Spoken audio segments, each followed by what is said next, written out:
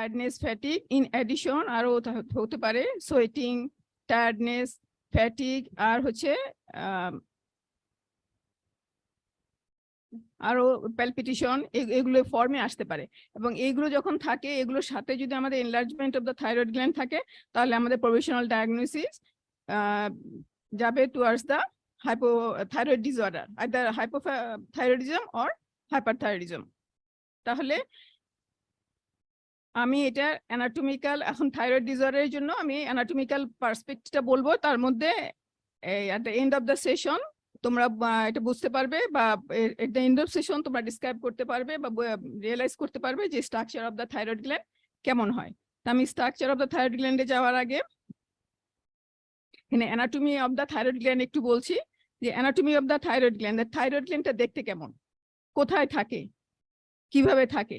তা আমরা জানি থাইরয়েড গ্ল্যান্ডটা, তোমরা হয়তো এখন জানো যে থাইরয়েড গ্ল্যান্ডটা থাকে, থাইরয়েড গ্ল্যান্ড একটা largest endocrine gland of the body, এবং এটা থাকে কোথায়, অ্যান্টিরিয়র নেক রিজনে, lower part of anterior neck রিজনে। এটা consist of 2 large lateral lobe and একটা ইসমাস থাকে, এবং 2টা লার্জ যে ল্যাটারাল লোব থাকে এগুলো থাকে on each side of the larynx and trachea, আর যে ইসমাস যেটা থাকে সেটা 2টা লার্জ ল্যাটারাল লোবকে কানেক্ট করে অ্যাক্রস দ্য মিড লাইন, এবং এটা থাকে opposite the tracheal 2nd to 4th tracheal ring এ। আর থাইরয়েড যে লোবগুলো আছে, লার্জেস্ট লোবগুলো, এগুলো তো থাকে মানে এক্সটেন্স করছে, আমরা এখানে দেখতে পাচ্ছি যেটা extends from the oblique line of thyroid cartilage up to the 5th tracheal ring এখান পর্যন্ত, এবং এটা ভার্টিব্রাল লেভেল হচ্ছে সার্ভিক্যাল 5, 6, 7 এন্ড থোরাসিক 1 ভার্টিব্রালের এগেইনস্টে থাকে। ঠিক আছে, এখন আমরা এগুলো বলছি যে এগুলো হচ্ছে লার্জেস্ট এন্ডোক্রাইন গ্ল্যান্ড। এখন এই গ্ল্যান্ডের মধ্যে আমরা দেখেছি 2টা লার্জ ল্যাটারাল লোব আছে এবং একটা ইসমাস আছে। এখন লোবটাকে যদি আমরা দেখি, তাহলে লোবটা কিরকম দেখতে, এটা পেয়ার শেপ বা কনিক্যাল শেপ, আর এটার অ্যাপেক্স যেটা সেটা হচ্ছে directed towards the upwards and it extends করে up to the oblique line of the lamina of the thyroid cartilage. এটা তোমরা দেখতে পাচ্ছ যে এটা থাইরয়েড কার্টিলেজ, এটা ক্রিকয়েড কার্টিলেজ। আচ্ছা, এখন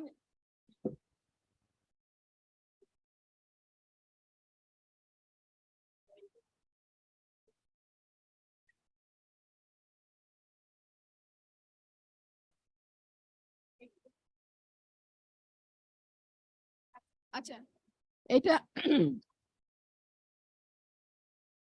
এখানে আমরা অ্যাপেক্সটা দেখেছি, অ্যাপেক্সটা এক্সটেন্ড করছে ল্যামিনা অফ থাইরয়েড কার্টিলেজ, আর এটা হচ্ছে ক্রিকয়েড কার্টিলেজ, আর বেস যেটা সেটা এক্সটেন্স করে up to the 5th tracheal ring.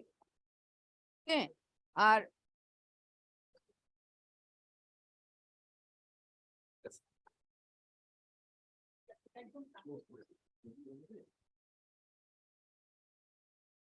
আচ্ছা, এখানে আমরা দেখতে পাচ্ছি যে 2টা ল্যাটারাল লোব, 2টা লার্জ ল্যাটারাল লোব এন্ড একটা ইসমাস, যেটা অ্যাক্রস দ্য মিড লাইন থাকে।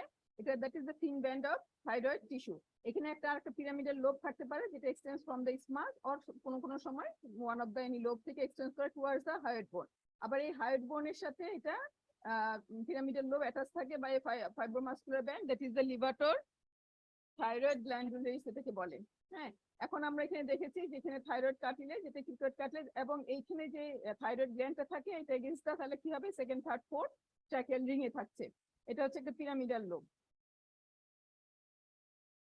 আচ্ছা, আমরা যদি এখানে সেকশন দেখি, তাহলে আমরা এখানে দেখতে পাবো 2টা লার্জ ল্যাটারাল লোব আছে, এটা স্মার্ট, এবং জাস্ট পিছনে এটা ট্রাকিয়াল রিং। এটা দ্য লেভেল অফ সার্ভিক্যাল 7 এর সেকশন, দ্যাট ইজ এটা প্রিভার্টিব্রাল ফাসা আছে এখানে, এটা ট্রাকিয়ার 2nd ট্রাকিয়াল রিং, আর এখানে হচ্ছে 2টা লার্জ ল্যাটারাল লোব আছে, পিছনে ইসোফেগাস।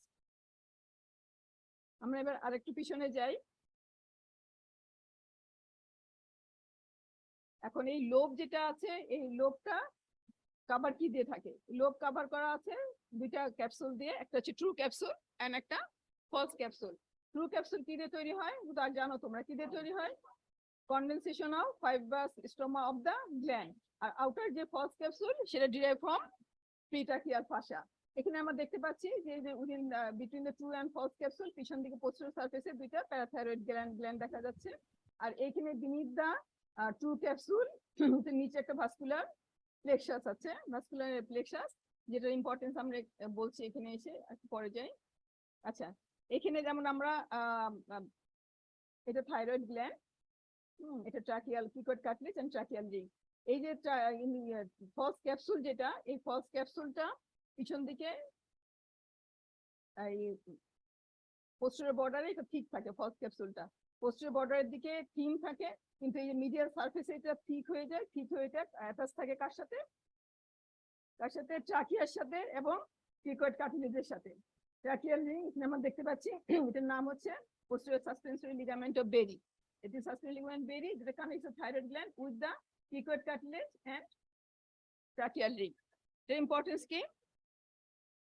এটার ইম্পর্টেন্স হচ্ছে এটা এখানে লাগানো থাকার জন্য যখন আমরা মানে তোমার ঢোক গিলি ডিগ্লুটেশনের সময় বা সোয়ালিং এর সময় এই thyroid gland along with the larynx move করে।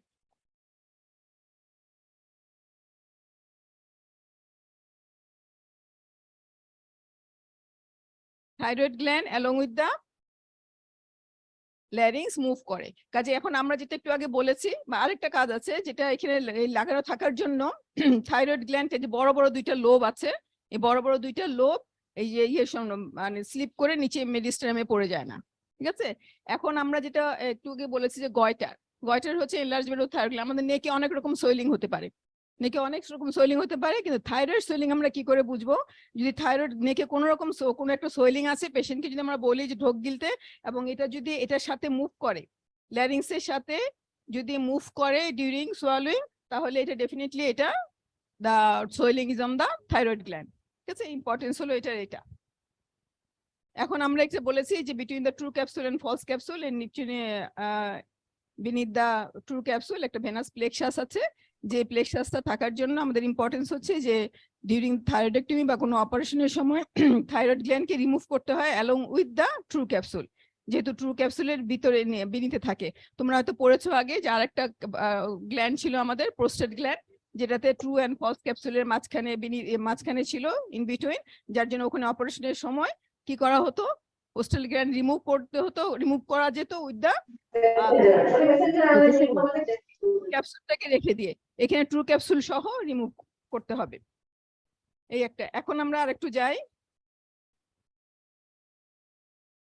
এখানে তাহলে আমরা দেখি যে এখানে আমরা দেখেছি যে এই যে ইসমাস যেটা আছে, ইসমাসটা কানেক্ট করছে কাকে? তাহলে anterior part of the two lobe, লোবের পুরাটা পার্ট কিন্তু না, anterior part of the two লোবকে কানেক্ট করছে, এবং এটার মিডিয়াল সারফেস যেটা এটা এখানে এটা থিকেন হয়ে টু ফর্ম করে সাসপেন্সরি লিগামেন্ট, যেটা ট্রাকিয়ার সাথে লাগানো থাকে। ট্রাকিয়া এবং ক্রিকট কার্টিলেজকে থাইরয়েড গ্ল্যান্ডের সাথে লাগিয়ে রাখে। এটার ইম্পর্টেন্সটা আমরা বলেছি। এখন আমরা যদি একটু শর্টলি ব্লাড সাপ্লাইয়ে আসি, artery supply and its relation with nerve in thyroid gland, তাহলে artery supply আমরা জানি যে এইখানে artery thyroid gland supplied by superior thyroid artery, inferior thyroid artery and arterial thyroidema. Superior thyroid artery comes from external carotid artery. এটা হচ্ছে first division of the anti-division of the superior thyroid external carotid artery. এই আর্টারিটা দেখো runs downwards and forwards, এখানে এসে along with the intimate relation with the yellowটা কি external laryngeal nerve. External laryngeal নার্ভটা কোথা থেকে আসে? Superior laryngeal branch of vagus nerve. তাহলে এইখানে কিন্তু এর যে proximal part of the artery, এটা close related with external laryngeal nerve, এবং গ্ল্যান্ডের আপার পোলের কাছে এসে কিন্তু এটা ডিভাইড হয়ে যায় এবং এটা পেইন্টেড করে ইনটু দা প্রিটেকিয়াল ফাসা, তারপর এটা ডিসেন্ড করে along the upper entry border of the lobe and the superior border of isthmus, তারপর এখানে এটা অ্যানাস্টোমোসিস করে উইথ দা মানে same artery of the opposite side. আর পোস্টেরিয়রটা দেখো, পোস্টেরিয়রটা চলে যাচ্ছে পিছন দিকে, এবং এটা শেষ হচ্ছে কিভাবে? এই যে এখানে anterior ascending branch of inferior thyroid আর্টারির সাথে অ্যানাস্টোমোসিস করে শেষ হয়ে যায়। তাহলে আমরা এখানে কোথায় দেখছি এক্সটার্নাল ল্যারিঞ্জিয়াল নার্ভের রিলেশনটা কোথায়? এটা এক্সটার্নাল ল্যারিঞ্জিয়াল নার্ভটা হচ্ছে আর্টারির প্রক্সিমাল পার্টের সাথে, কিন্তু নিচে এসে এটা ফ্রম দা আর্টারি দূরে সরে যায়। আর ইনফেরিয়র থাইরয়েড আর্টারি যেটা, এটা কামস ফ্রম থাইরোসার্ভিক্যাল ট্রাঙ্ক। থাইরোসার্ভিক্যাল ট্রাঙ্ক এটা প্রথমে আপওয়ার্ডস এন্ড মিডিয়ালে যায়, পরে এটা ডাউনওয়ার্ডস যে এটা লোয়ার পোল দিয়ে ঢুকে ইনফেরিয়র থাইরয়েড আর্টারি, এবং এখানে এসে ইন্টিমেটলি রিলেটেড থাকে কার সাথে? রিকারেন্ট ল্যারিঞ্জিয়াল নার্ভের সাথে। এখানে আমরা দুইটা জায়গা দেখিয়েছি 1 এবং 2। দেখো এখানে 1 এটা superior thyroid artery related with external laryngeal nerve, আর 2 আছে inferior thyroid artery is related with recurrent laryngeal nerve. কিন্তু রিলেশনটা দেখো এটা হচ্ছে close to the gland, lower পার্টে এটা ক্লোজ টু দা গ্ল্যান্ড, আর আপার পার্টে হচ্ছে এটা অ্যাওয়ে ফ্রম দা গ্ল্যান্ড। তাহলে এটা খুব ইম্পর্টেন্ট হচ্ছে থাইরয়েড অপারেশনের সময়। এই নলেজটা তোমাদের কাজে লাগবে। তাহলে থাইরয়েড অপারেশনের সময় আমরা কোথায় আইটারটাকে টাই করব? Close to the apical part, close to the glandular part. আর এইখানে কোথায় টাই করব? Away from the gland, away from the gland. এইটুকু আমাদের নলেজ, জেনারেল নলেজ অ্যানাটমি থাকতে হবে থাইরয়েড অপারেশনের সময়। ঠিক আছে, এখন আমরা নেক্সটে যাই। নেক্সটে আমাদের টপিকটা ছিল স্ট্রাকচার অফ থাইরয়েড গ্ল্যান্ড।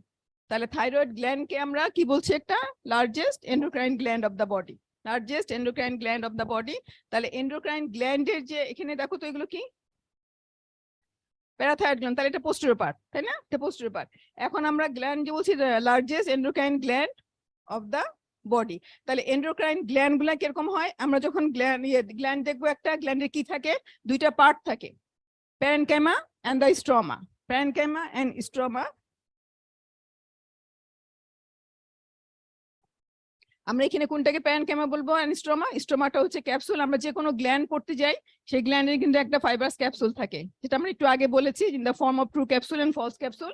তারপর এখান থেকে সেপ্টা ঢুকবে interior of the gland, divides it into numerous lobules. তাহলে আমাদের স্ট্রোমাটা কি? স্ট্রোমাটা হচ্ছে সাপোর্টিং ফ্রেমওয়ার্ক, সাপোর্টিং ফ্রেমওয়ার্ক। আর প্যারেনকাইমা হচ্ছে ফাংশনাল ইউনিট। তাহলে সাপোর্টিং ফ্রেমওয়ার্ক তো হচ্ছে ক্যাপসুল, তারপরে হচ্ছে সেপ্টা এন্ড দ্য এখানে ইন্ট্রালোবুলার কানেকটিভ টিস্যু, তাই না? যেগুলোর মধ্যে ব্লাড ভেসেল থাকে এবং এরা সাপোর্ট করে কাকে? Glandular part and the blood vessel. ঠিক আছে। আর parenchyma is form by the কি দিয়ে? Thyroid follicles, thousands of thyroid follicles, that is structural and functional unit of thyroid gland. এখন আমরা একটু এখানে একটু বলি যে থাইরয়েড গ্ল্যান্ড, আমরা গ্ল্যান্ড যখন বলছি, তাহলে গ্ল্যান্ডের একটা আমরা বলছি যে স্ট্রমাল পার্ট থাকে এন্ড দ্য প্যারেনকাইমাল পার্ট থাকে। আর এন্ডোক্রাইন গ্ল্যান্ড যেগুলো, সেই এন্ডোক্রাইন গ্ল্যান্ডের বেসিক স্ট্রাকচার কিরকম? এন্ডোক্রাইন গ্ল্যান্ড গুলো যে আছে, এন্ডোক্রাইন গ্ল্যান্ডের কাজ কি? এরা হরমোন সিক্রেট করে। হরমোন কি ফর্মে হতে পারে? In the form of protein, polypeptide, amino acid derivatives আছে এন্ড দ্য স্টেরয়েড বা ফ্যাটি অ্যাসিড ডেরিভেটিভ, তাই না? তাহলে এই যে হরমোনগুলো সিক্রেট হয়ে, হরমোনগুলো কোথায় কাজ করবে? টার্গেট অর্গানে, টার্গেট অর্গানে কাজ করবে। টার্গেট অর্গান বলতে অনেক দূরেও হতে পারে, ওখানে যাবে কিভাবে? ব্লাড ভেসেল দিয়ে। তাহলে এই যে সিক্রেশন হবে, যে এন্ডোক্রাইন গ্ল্যান্ডের সেলগুলো যে সিক্রেট করবে, এগুলো সরাসরি ব্লাড ক্যাপিলারিতে যাবে। তাহলে এন্ডোক্রাইন সেল যেগুলো আছে, এই সেলগুলো অলওয়েজ, এন্ডোক্রাইন সেলগুলো surrounded by the fenestrated blood capillary, continuous না, fenestrated blood capillary. Continuous capillary আমরা পাবো কোথায়? এক্সোক্রাইন গ্ল্যান্ডে, যেহেতু ওখানে ডাক্ট আছে। তাহলে এন্ডোক্রাইন গ্ল্যান্ড যে সেলুলার পার্টটা থাকে, সেই সেলগুলো অ্যারেঞ্জ থাকে কিভাবে? ইন জেনারেল অ্যারেঞ্জ থাকে either in the form of the এরকম কর্ডে থাকে বা এরকম ক্ল্যাম্পে থাকে, কর্ডে অর ক্ল্যাম্প। এবং এগুলো প্রত্যেকটা কর্ড অর ক্ল্যাম্প যেগুলো আছে, সেগুলো সারাউন্ডেড বাই দা এই যে fenestrated capillary. But in the exception হচ্ছে ইন দ্য থাইরয়েড গ্ল্যান্ডে। থাইরয়েড গ্ল্যান্ডে সিক্রেটরি পার্ট যেটা বা এন্ডোক্রাইন সেলগুলো, সেগুলো অ্যারেঞ্জ থাকে in the form of follicle থাকে, দ্য ফর্ম অফ ফলিকুল। আরেকটা ডিফারেন্স আছে বা ইউনিক ক্যারেক্টার্স আছে থাইরয়েড গ্ল্যান্ডের, যে এইখানে যে স্টোর থাকে প্রোডাক্টটা, সেটা থাকে হচ্ছে এক্সট্রাসেলুলারলি, এক্সট্রাসেলুলারলি অ্যাজ কলয়েড, সেলের বাইরে, এবং এটা লার্জ কোয়ান্টিটিসে স্টোর থাকে। কিন্তু আমরা অন্য অন্য ইয়েতে গেলে ইন্টারসেলুলারলি, সেগুলোতে আমরা দেখতে পাই যেখানে অ্যারেঞ্জ থাকে ইন্টারসেলুলারলি, এবং সেলের ভিতরে as the secretory গ্র্যানুলস in the apical পার্টে সিক্রেটরি গ্র্যানুলসে থাকে, এবং এগুলো খুব সামান্য পরিমাণে থাকে, স্মল কোয়ান্টিটিসে থাকে। তাহলে আমরা এখানে স্ট্রাকচারে আবার চলে যাই, যে এখানে থাইরয়েড ফলিকুলস, হ্যাঁ, থাইরয়েড তাহলে স্টোর থাকে, প্যারেনকাইমাটা ফর্ম হচ্ছে কি হবে? থাইরয়েড ফলিকুলস, তাই না? থাইরয়েড ফলিকুল, দ্যাট ইজ, এটা হচ্ছে স্ফেরিক্যাল সিস্ট লাইক কম্পার্টমেন্ট, এর একটা ওয়াল আছে, একটা লুমেন আছে। এই ওয়ালটা কি দিয়ে তৈরি? ওয়ালটা হচ্ছে follicular epithelium, wall form by follicular epithelium. And follicular epithelium, that is কি? Simple cuboidal epithelium rest on a basal lamina and consist of the two types of the cell. একটা হচ্ছে follicular cell, that is principal cell, যেটা হচ্ছে responsible for synthesis and secretion of thyroid hormone, that is thyroxine and the triiodothyronine. আরেকটা টাইপের sell থাকে, that is parafollicular cell. Parafollicular cell গুলো কিরকম থাকে? এগুলা isolated cluster হিসেবে থাকতে পারে in between the follicle, বা এটা part of the follicular epithelium. Part of the follicular epithelium, that is in the periphery of the follicle. It lies in between the basal surface of the follicle and the basement membrane. তাহলে আমাদের follicle যেটা আছে, সেটা follicle form consist of two types of cell: follicular cell, major cell follicular cell, and the parafollicular cell. এই parafollicular cell follicular epithelium এর part হয়, আবার in between the follicle থাকে। ঠিক আছে, এবং এই সবগুলো ফলিকল গুলা surrounded by the fenestrated capillary. Fenestrated capillary কেমন দেখতে, কিরকম ফেনেস্ট্রেটেড ক্যাপিলারি? ডিসকন্টিনিউয়াস না, ডিসকন্টিনিউয়াস আলাদা জিনিস, ফেনেস্ট্রেটেড ক্যাপিলারি এটা ডিসকন্টিনিউয়াস না, এটা এন্ডোথেলিয়াল সেল গুলো কন্টিনিউয়াসই থাকে, কিন্তু এদের সাইটোপ্লাজমে ফেনেস্ট্রি থাকে, যার জন্য ইজিলি ফ্যাসিলিটেট দ্যাট তোমার transport of the সিক্রেশনস from the gland to the blood capillary. ঠিক আছে, কন্টিনিউয়াস ক্যাপিলারি হলে যেত না, কিন্তু ডিসকন্টিনিউয়াস না, ডিসকন্টিনিউয়াসটাকে আমরা কি বলি, এটা সাইনোসয়েডাল ক্যাপিলারি, ওইটা এন্ডোক্রাইন গ্ল্যান্ডে থাকে না, ওটা অন্য জায়গায় থাকে। এখন আমরা যে হরমোন বলছি, হরমোন সিনথেসিস হয় প্রোটিন, পলিপেপটাইড বা অ্যামিনো অ্যাসিড, আমরা এখানে প্রোটিন, এন্ডোক্রাইন গ্ল্যান্ড যে প্রোটিন এরকম সিক্রেশন হলে এই ধরনের একটা সেল হয়, তাই না? তাহলে সেলটা কিরকম হয়, পিরামিডাল শেপ সেল থাকে, এবং এর বেজাল সারফেসে কি থাকে, প্রচুর পরিমাণে কি থাকবে, রাফ এন্ডোপ্লাজমিক রেটিকুলাম থাকে, একটা স্পেরিক্যাল কি থাকে nucleus, well develop Golgi complex, আমরা এখানে দেখো এপিক্যাল পার্টে প্রচুর পরিমাণে সিক্রেটরি গ্যানুস থাকে, যেগুলোতে স্টোর থাকে সিক্রেটরি প্রোডাক্টস, যখন দরকার হয় তখন এটা এক্সোসাইটোসিস করে সেলের বাইরে এটা বের করে দেয়। কিন্তু আমরা যখন ফলিকুলার থাইরয়েড ফলিকুল পড়ছি তখন কিন্তু এই সিক্রেটরি গ্যানুস গুলো কম থাকে, কারণ সিক্রেটরি প্রোডাক্টস গুলো সব এক্সোসাইটোসিস হয়ে চলে যায় লুমেনে, যেখানে এটা কলয়েড হিসাবে স্টোর থাকে। কলয়েডটা কি জিনিস, এটা হচ্ছে stored inactive form of thyroid hormone, inactive form থাকে, inactive form of the thyroid hormone. এখানে যদি আমরা হাই পাওয়ারে দেখি তাহলে এটা হচ্ছে follicular cell, that is the cuboidal আর কলা। এই থাইরয়েড ফলিকুলার সেল গুলো যে আছে এগুলো আবার ভ্যারি করে, স্কোয়ামাস টু কলামনার শেপ হয় according to the functional activity of the gland. Function active, most active যদি হয় ফলিকুল তাহলে এই সেলগুলো হবে কলামনার, যদি রেস্টিং ফলিকুল হয় তাহলে সেলগুলো হবে স্কোয়ামাস, আর মডারেট লেভেল অফ অ্যাক্টিভিটি হলে এটা কিউবয়েডাল হবে। এইটাই হলো আমাদের স্ট্রাকচার। এখানে আমরা লাইট হাই পাওয়ারে দেখতে পাচ্ছি এটা কলয়েড, এটা ফলিকলস গুলা, তাহলে এটা হবে স্কোয়ামাস টু কলামনার, লো কলামনার এপিথেলিয়াম, আর তার সাথে কিছু প্যারাফলিকুলার সেল থাকে এখানে। এখন আমরা সিনথেসিস বলবো না, কিন্তু এখানে আমরা যে থাইরয়েড একটা ফলিকুলার সেলের আমরা স্ট্রাকচারটা যদি দেখি তাহলে এখানে শুধু এরকম থাকে না, প্রোটিন সিনথেসাইজিং সেলের মতো রাফ এন্ডোপ্লাজমিক রেটিকুলাম আছে, basally nucleus, well develop supra nuclear Golgi complex থাকে, উপরে কিছু পরিমাণ সিক্রেটরি গ্যানুস থাকে, এন্ড এপিক্যাল পার্টে কি থাকে, মাইক্রোভিলাই, শর্ট ইরিকুলার মাইক্রোভিলাই। কিন্তু একই সাথে থাইরয়েড ফলিকুলার সেল একই সাথে শুধু সিনথেসিস এন্ড সিক্রেশন করে না, কি করে, অ্যাবজর্পশন এন্ড ডাইজেশনও করে, কারণ স্টোর থাকছে এখানে, যখন দরকার হয় বডিতে আরো থাইরয়েড হরমোন তখন এই ফলিকুলার সেলটা টেকেন আপ করে কলয়েডকে বাই দ্য এন্ডোসাইটোসিস। তারপরে এই এন্ডোসাইটোসিস করার পর এন্ডোসাইটিক ভেসিকেলটাকে লাইসোজোমাল এনজাইম দিয়ে এটা ব্রেকডাউন হাইড্রোলাইসিস হয়ে ফর্ম করে T3 T4, এই T3 T4 তখন এটা বেজাল সারফেস দিয়ে চলে যায় কোথায়, ফেনেস্ট্রেটেড ক্যাপিলারিতে, তাই না? তারপর এটা টার্গেট অর্গানে।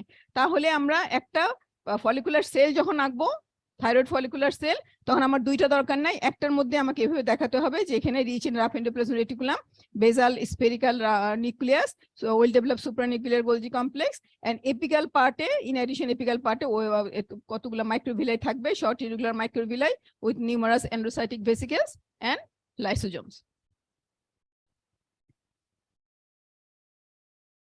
এখন আমরা যদি রেস্টিং ফলিকুল এন্ড অ্যাক্টিভ ফলিকুলের ডিফারেন্স দেখি, তাহলে রেস্টিং ফলিকুলটা এরকম এরকম কেমন হবে, এটা ফলিকুলটা লার্জ হবে, ছোট হবে না বড় হবে, ফলিকুলের মধ্যে কলয়েড বেশি স্টোর থাকে, কাজে এটা লার্জ হবে, এবং এখানে অ্যাবান্ডেন্ট কলয়েড থাকবে, যেটি আমাদের অ্যাসিডোফিলিক স্টেইন নেয় ইন হেমাটোক্সিলিন নিউসিন প্রিপারেশনে, আর সেলগুলা রেস্টিং সেলগুলো আমরা বলছি স্কোয়ামাস বা মডারেট লেভেলে থাকলে এটাকে আমরা একেবারে রেস্টিং না হলে যদি সিক্রেটরি অ্যাক্টিভিটি কিছু থাকে তাহলে এটা কিউবয়েডাল সেল হবে। আর এইখানে আসছি আমরা অ্যাক্টিভ ফলিকুল লো কলামনার এপিথেলিয়াম হবে, রেস্টনে বেজাল লেমিনা। এখানে কলয়েডটা কেমন থাকবে, বেশি না কম? কেন কম থাকবে? সিক্রেশন হচ্ছে সাথে সাথে কিন্তু অ্যাবজর্পশনও হচ্ছে। সিক্রেশন কখন বেশি হয়, যখন ডিমান্ড বেশি থাকে তখন সিক্রেশন বেশি হয়, তাহলে সিক্রেশন বেশি হলে এটা আবার অ্যাবজর্পশনও বেশি হচ্ছে, কাজে এখানে কলয়েড কম থাকবে। আর এখানে রেস্টিং এ কলয়েড, থাইরয়েড হরমোন দরকার নেই আর বডিতে, এই জন্য রেস্টিং আছে সেল এবং কলয়েডও কম আছে। আর অ্যাজ ইউজুয়াল আমরা জানি যে এটা রেস্টিং ফলিকুল যখন হয়, রেস্টিং এর সেলগুলা কেমন থাকে, ডার্ক হবে, স্টেইন নিবে না, ডার্ক স্টেইন নিবে ডিউ টু হেটারোক্রোমাটিক নিউক্লিয়াস, আর এইখানে হবে পেল স্টেইন নিবে ডিউ টু ইক্রোমাটিক নিউক্লিয়াস। তাহলে আমাদের ফাংশনস কি থাইরয়েড গ্ল্যান্ডের? শর্টলি থাইরয়েড ফিজিওলজি, থাইরয়েড গ্ল্যান্ডের ফাংশন বলবে regulates tissue basal metabolism, heat production, influences body and tissue growth, development of nervous system. Ultimately, it is essential for normal growth and development. তাহলে আমাদের মোটামুটি এখানে শেষ। আমরা বাসায় কি টেক হোম মেসেজ নিয়ে যাব? স্ট্রাকচার অফ দ্য থাইরয়েড গ্ল্যান্ডের, থাইরয়েড গ্ল্যান্ডের স্ট্রাকচার আমরা কি বলছি? এটা এন্ডোক্রাইন গ্ল্যান্ড। এন্ডোক্রাইন গ্ল্যান্ড হলে এটা কি হবে? গ্ল্যান্ডুলার যে স্ট্রাকচার, এটা একটা ক্যাপসুল থাকে and the parenchyma and stroma থাকছে, এবং এটা এন্ডোক্রাইন গ্ল্যান্ড ও সেপ্টা দিয়ে এটাকে লোবুলে ভাগ করা হচ্ছে, এবং gland composed of follicles and follicles lined by follicular and parafollicular cell, and follicular cell ranges from squamous to low columnar. Lumen contains colloid যেটা acidophilic, stainly vein hematoxylin eosin preparation এ, আর in between follicle rich vascular connective tissue থাকে, তাই না?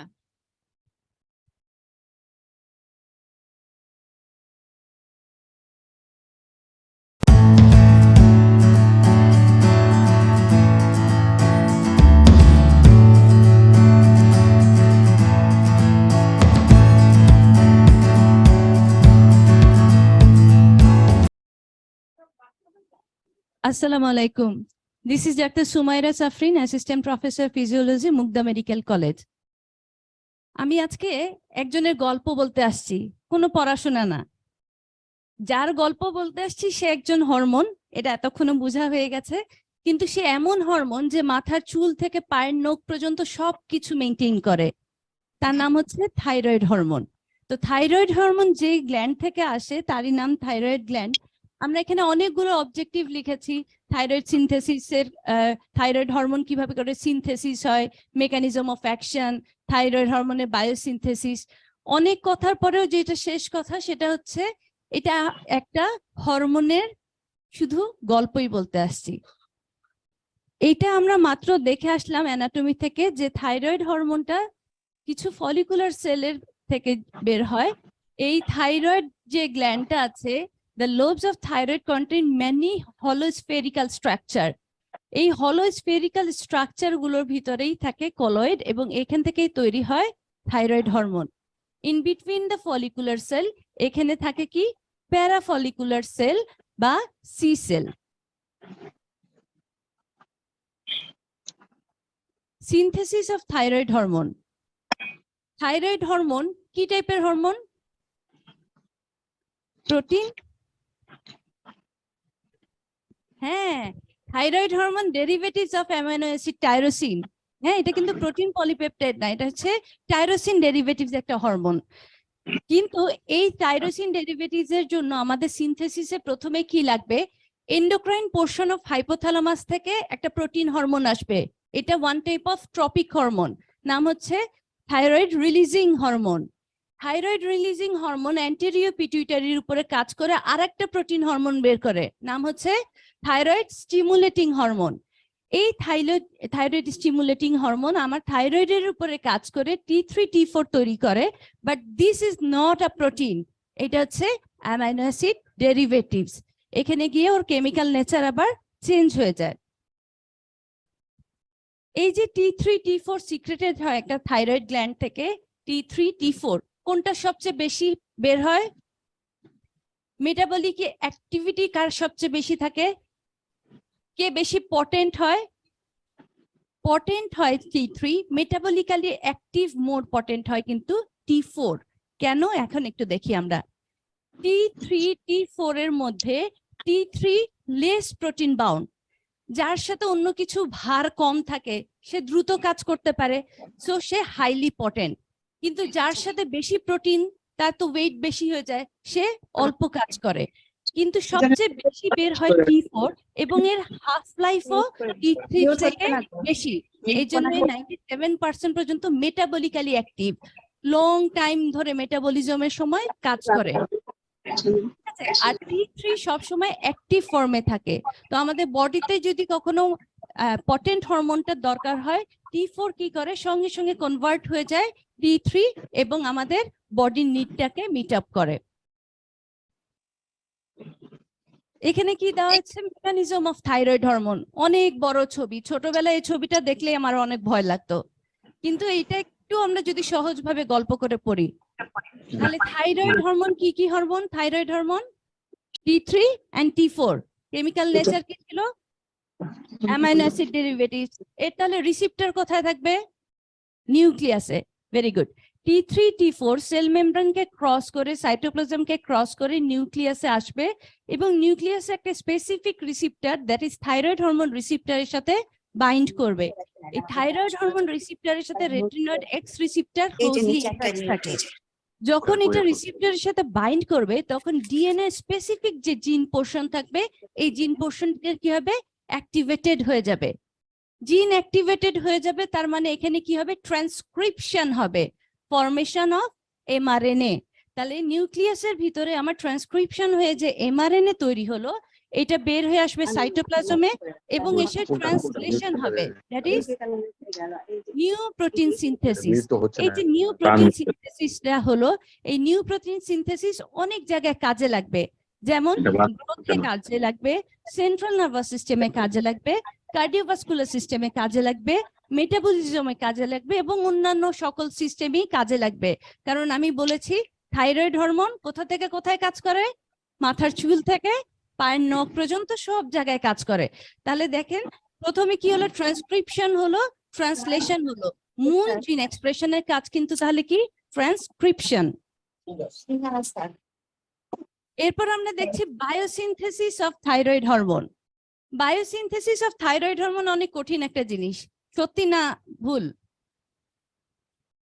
আচ্ছা দেখি, আমরা thyroid hormone synthesis করার জন্য মেইনলি কি কাঁচামাল লাগে? আমার আয়োডিন লাগে। যে ম্যাডাম একটু আগে বলে গেলেন আয়োডিন লাগে। এই যে আয়োডিনটা আমার ইন্টেস্টাইনের ভিতরে যাচ্ছে, যাওয়ার সাথে সাথে এটা কনভার্ট হয়ে যায় আয়োডাইড ফর রিঅ্যাবজর্পশন। তাহলে দেখেন প্রথমে আমাদের কি হলো? 1 নম্বর আসছে আয়োডাইড। আয়োডাইড আমার ফলিকুলার সেলে বেসাল মেমব্রেন ক্রস করে যখন ভিতরে ঢুকবে as the form of sodium iodide symport. এই যে সোডিয়াম আয়োডাইড সিম্পোর্ট এটা একটা সেকেন্ডারি অ্যাক্টিভ ট্রান্সপোর্ট। এইটার জন্য যে পাওয়ারটা সেটা আসবে কোথা থেকে? সোডিয়াম পটাশিয়াম পাম্প থেকে। সোডিয়াম এন্ড আয়োডাইড দুইটা একই সাথে ঢুকলো আমার ফলিকুলার সেলের ভিতরে। আয়োডাইড আবার কিন্তু বের হয়ে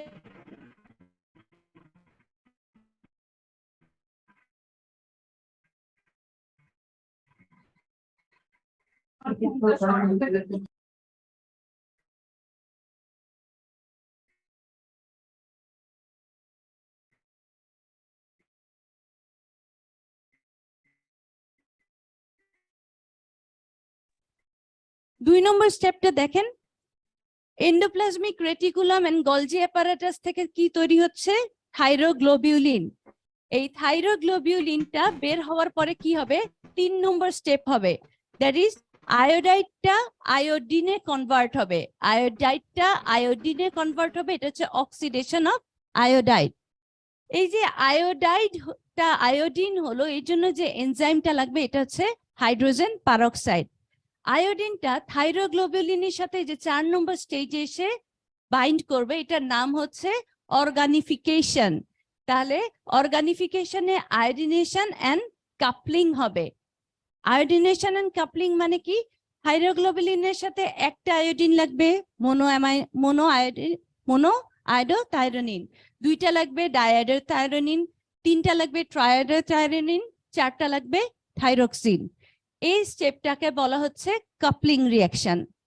কাপলিং রিঅ্যাকশন করার পরে অ্যাপিক্যাল মেমব্রেনটাকে আবার ক্রস করে এই কমপ্লেক্সটা কোথায় চলে যাবে? পিনোসাইটোসিসের মাধ্যমে ফলিকুলার সেলের ভিতরে চলে যাবে। ফলিকুলার সেলের ভিতরে গিয়ে কলয়েড ড্রপলেট হিসেবে ও সেখানে থেকে যাবে। যখন আমাদের শরীরের প্রয়োজন আসবে, স্টিমুলেশন আসবে, তখন এই কলয়েড ড্রপলেটটা প্রোটিয়েজ এনজাইম দ্বারা কি হবে? লাইসিস হবে এবং T3 এবং T4 সিক্রেটেড হবে কলয়েড ড্রপলেট থেকে এবং আমাদের ফলিকুলার সেল থেকে বের হয়ে বডিতে চলে আসবে যেখানে তার প্রয়োজন। তো এইটা হচ্ছে বায়োসিনথেসিস অফ থাইরয়েড হরমোন। এই যে এতগুলো স্টেপ, এটার মধ্যে দেখেন আবার আমি 1 নম্বরটাকে ফোকাস করছি, মানে আয়োডাইড ট্র্যাপিং কে। কেন? এই যে আয়োডাইডটা সেলের ভিতরে ঢুকছে, এটার জন্য একটা হরমোন লাগে। এই হরমোনটা হচ্ছে থাইরয়েড স্টিমুলেটিং হরমোন। তাহলে থাইরয়েড স্টিমুলেটিং হরমোন কম বা বেশি হলে আমার এই আয়োডেট ট্র্যাপিংটা কিন্তু অলওয়েজ এফেক্টেড হয়। থাইরয়েড স্টিমুলেটিং হরমোনের কাজ কি? থাইরয়েড স্টিমুলেটিং এর হরমোনের কাজ হচ্ছে ফলিকুলার সেলগুলোকে প্রলিফারেট করা, এই সিক্রেটরি অ্যাক্টিভিটিটাকে বাড়ানো এবং অ্যাজ এ হোল ফলিকুলার অ্যাক্টিভিটিটাকে ইনক্রিজ করা। তাহলে থাইরয়েড স্টিমুলেটিং হরমোন কিন্তু thyroid hormone secretion, biosynthesis and রেগুলেশনে খুবই ইম্পর্টেন্ট একটা রোল প্লে করে। Though it's not a thyroid hormone. এটা কোথাকার হরমোন? Anterior pituitary hormone.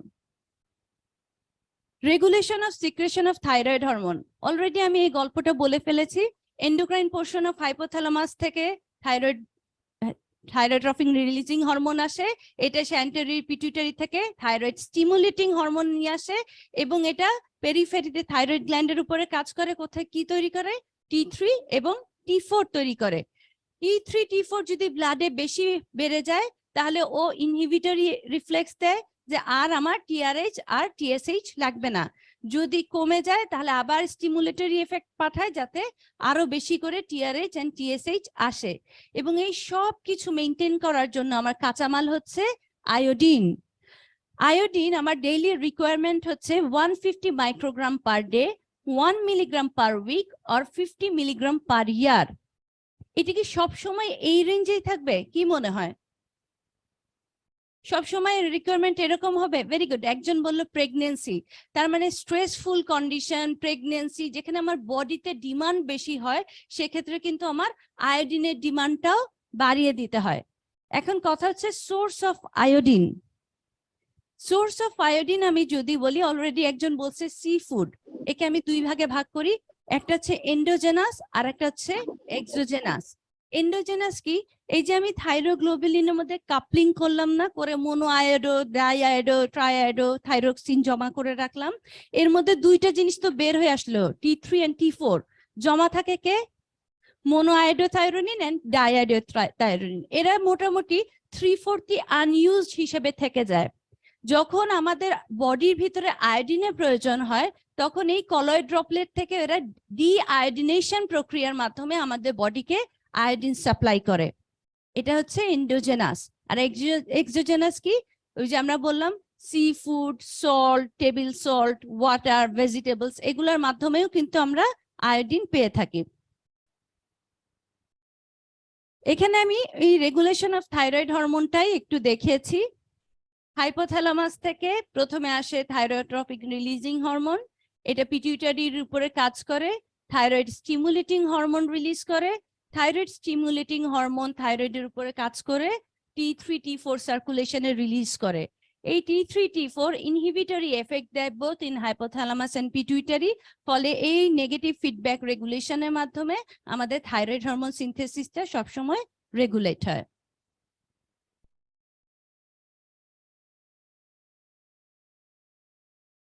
Functions of thyroid hormone. Thyroid হরমোনের অনেক ফাংশন আছে, আমরা একটু জিস্ট হিসেবে শিখি। প্রথমে হচ্ছে ক্যালোরিজেনিক ফাংশন। থাইরয়েড হরমোন আমাদের বেসাল মেটাবলিক রেটটাকে ইনক্রিজ করে। যদি বেসাল মেটাবলিক রেট মানে থাইরয়েড হরমোন যদি বেড়ে যায় তাহলে বেসাল মেটাবলিক রেট ইভেন 60 থেকে 100% পর্যন্ত ইনক্রিজ করতে পারে। ডিক্রিজ যদি হয় থাইরয়েড হরমোন সেক্ষেত্রে কিন্তু বিএমআরও নর্মালের থেকে 30 থেকে 40% ডিক্রিজ করতে পারে। Metabolic function. Thyroid hormone carbohydrate, protein, fat তিনটার উপরেই কাজ করে। গ্রসে যদি বলতে চাই তাহলে আমি বলবো থাইরয়েড হরমোন কার্বোহাইড্রেটের উপরে কাজ করে, ইনক্রিজ করবে ব্লাড গ্লুকোজ লেভেল। প্রোটিনের উপর কাজ করে কি করবে? প্রোটিন সিনথেসিসটা ইনক্রিজ করবে। আর ফ্যাটের উপরে কাজ করে কি করবে? ফ্যাটের mobilisation from the adipose tissue increase করবে। এখন কিভাবে ইনক্রিজ ব্লাড গ্লুকোজ লেভেল করে? থাইরয়েড হরমোনটা আমাদের জিআইটিতে গ্লুকোজের অ্যাবজর্পশনটাকে বাড়ায় দেয়, গ্লাইকোলাইসিসটাকে বাড়ায় দেয়, গ্লুকোনিওজেনেসিসটাকে বাড়ায় দেয় এবং গ্লুকোজ আপটেকটাকে যদিও বাড়ায়, অন্যান্য কাজের কারণে কি হয়? আমাদের ইনসুলিন রেজিস্ট্যান্স ক্রিয়েট হয়। যেহেতু ইনসুলিন রেজিস্ট্যান্স ক্রিয়েট হয়, এক পর্যায়ে গিয়ে কি হবে? ইনক্রিজ ব্লাড গ্লুকোজ লেভেল থাকবে। থাইরয়েড হরমোনের যেহেতু ব্লাড গ্লুকোজ লেভেল ইনক্রিজ করার প্রবণতা থাকে, এর কিন্তু আরেকটা নাম হচ্ছে ডায়াবেটিজেনিক হরমোন। প্রোটিন সিনথেসিস আমরা দেখলাম কি করে আমার থাইরয়েড হরমোন মাইটোকন্ড্রিয়ার সংখ্যা বাড়ায় দেয়, সোডিয়াম পটাশিয়াম এটিপিএস বাড়ায় দেয়, এমআরএনএ ট্রান্সক্রিপশন ট্রান্সলেশন সবকিছু বাড়ায় দেয়, নতুন প্রোটিন সিনথেসিস করে। কিন্তু থাইরয়েড হরমোনের যদি অনেক বেশি লেভেল হয়ে যায়, ইনক্রিজড হয়ে যায়, তখন ওরা কি করবে, প্রোটিনকে আবার ক্যাটাবলিক এফেক্ট করবে, মানে প্রোটিন ব্রেকডাউন করবে। ফ্যাটে বলছে অ্যাডিপোজ টিস্যু থেকে ফ্যাট মোবিলাইজেশন করে। সো এখানে একটা প্রবণতা থাকে, ইনক্রিজ থাইরয়েড হলে তাদের কিন্তু কিটোসিস হওয়ার একটা সম্ভাবনা থাকে। Effect of cardiovascular system, thyroid hormone কি করবে, বিটা অ্যাড্রিনার্জিক রিসিপ্টরের উপরে কাজ করে নাম্বারটাকে ইনক্রিজ করবে, সার্কুলেটিং ক্যাটাকোলামাইন ইনক্রিজ করবে, ফলে কি হবে, এর হার্ট রেট বেশি হয়ে যাবে, blood flow to the tissue বেশি হয়ে যাবে, কার্ডিয়াক আউটপুটটা বেশি হয়ে যাবে। গ্যাস্ট্রোইন্টেস্টিনাল মোটিলিটিটাকে ইনক্রিজ করবে ইন্টেস্টিনাল অ্যাবজর্পশনটা। সেন্ট্রাল নার্ভাস সিস্টেম ডেভেলপমেন্টে থাইরয়েড হরমোনের ভূমিকা একেবারে অনস্বীকার্য। কারণ কি, সেন্ট্রাল নার্ভাস সিস্টেম স্পেশালি নার্ভের যে এক্সন গুলো আছে, মাইলিনেশন আছে, এইটার উপরে কাজ করে থাইরয়েড হরমোন। সো যত বেশি ভালো মাইলিনেশন হবে তত ভালো সেন্ট্রাল নার্ভাস সিস্টেমটা ডেভেলপ করবে। এই জন্য থাইরয়েড হরমোন কিন্তু আমাদের আইকিউ লেভেলের উপরেও খুব বেশি ইম্প্যাক্ট ফেলে। ফাংশন অফ মাসেল, আমাদের এই যে মাসেলের স্ট্রেংথ, মাসেলের রিজিডিটি, এগুলো সবকিছু মেনটেন করে থাইরয়েড হরমোন। স্লিপ, কোনো কারণে থাইরয়েড হরমোন যদি আমার কমে যায়, আমার সারাদিন টায়ার্ড লাগবে, সারাদিন ঘুম ঘুম লাগবে। কিন্তু যদি ঘুমের কথা বলি, তখন আমার এই র্যাপিড আই মুভমেন্টটা কিন্তু সেখানে কি হবে, এফেক্টেড হবে, তার মানে ডিস্টারবেন্স ইন স্লিপ হবে। আদার এন্ডোক্রাইন গ্ল্যান্ডের উপরেও থাইরয়েড হরমোনের এফেক্ট আছে, যেমন থাইরয়েড হরমোন কিছুটা এফেক্ট ফেলে প্যারাথাইরয়েড গ্ল্যান্ডের সিনথেসিসের উপর, এবং কিছুটা অ্যাড্রিনোকর্টিকয়েড স্পেশালি গ্লুকোকর্টিকয়েড সিনথেসিসে অনেকটা এফেক্ট করে। Sexual function, both in male and female গোনাডের ডেভেলপমেন্ট, মিনস্ট্রুয়াল সাইকেল অ্যাবনর্মালিটি বা নর্মালিটি মেইনটেনেন্স, লিবিডো, এগুলো সব কিছু মেইনটেইন করে থাইরয়েড হরমোনের সাথে। যদি কোনো কারণে থাইরয়েড হরমোন সিনথেসিস কম হয়, তাহলে গোনাডাল ডিসজেনেসিস হয়, হাইপোগোনাডিজম হয়ে যায়। এখানে আমরা অ্যাবনর্মালিটি অফ থাইরয়েড গ্ল্যান্ড সম্পর্কে বলেছি, মানে থাইরয়েড গ্ল্যান্ডের সিক্রেশন যদি কমে যায় তাকে হাইপোথাইরয়েডিজম বলে। এটাতে FT3 এবং FT4 দুইটা কমে যায়, বাট রিভার্সিবলি কি হয়, TSH-টা বেড়ে যায়। হাইপারথাইরয়েডিজমের ক্ষেত্রে কি হয়, FT3 FT4 দুইটা বেড়ে যায়, কিন্তু রিভার্সলি কি হয়, থাইরয়েড স্টিমুলেটিং হরমোনটা কমে যায়। এরা কিন্তু একে অপরের সাথে ইনভার্সলি প্রপোর্শনেট। এই ছবিতে আমি হাইপো এবং হাইপারথাইরয়েডিজমের অনেকগুলো ফিচার উল্লেখ করেছি।